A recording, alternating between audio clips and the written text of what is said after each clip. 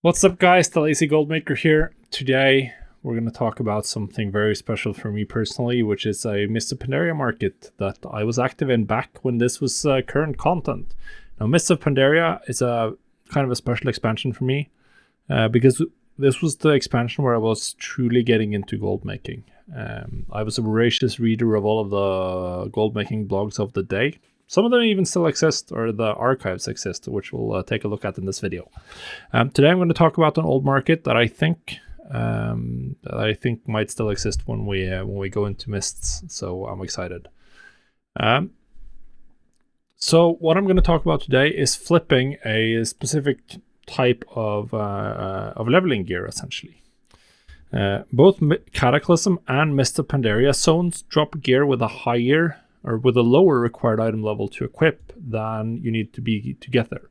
So you can get items that are as low as required level 77 that drop in the Cataclysm zones, and they have a massive bonus in item level compared to anything you can get in the Wrath zones. This is the same for item level or required level 83, 84 gear that drops from the Mist of Pandaria zones.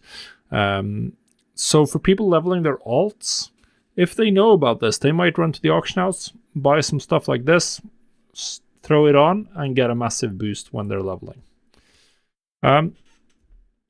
So this was a big market back in the day. Volume market, you're looking at selling many items. But it was very few people realized that these items had value, except for the people who were buying them, which were, you weren't selling any one item every day. It was maybe a bit more to the transmog side where you're selling a lot of items, but you would be getting sales every day, like 10, 30, whatever.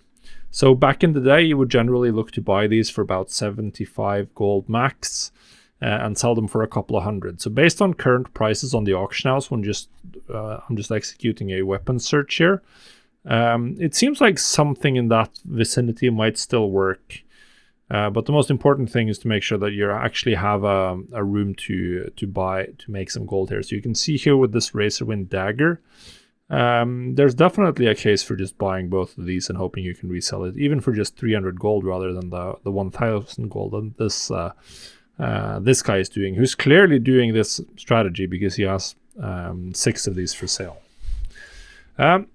So back in the day, the best setup was to use Auctioneer. That's what.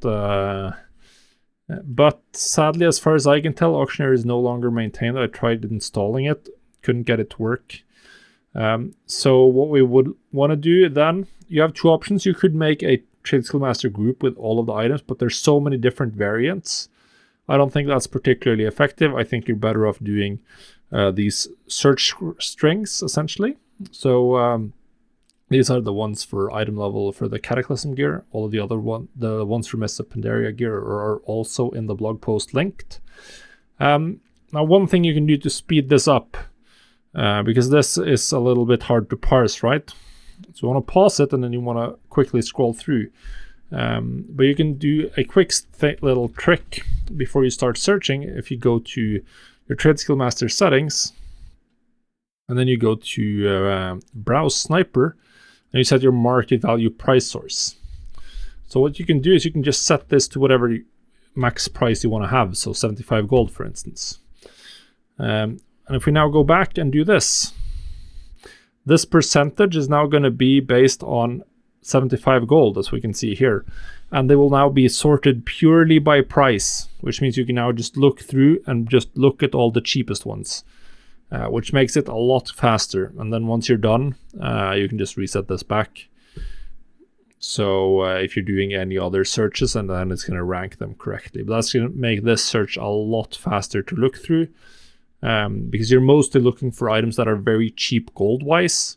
So like you have, even if you sell it for 100 gold, 200 gold, 500 gold, you're still going to make a profit regardless, because you have to do a lot of these items, and minimizing your costs in terms of both the item and the post cost is going to be important. So you only want to buy items that you can get very cheap in general.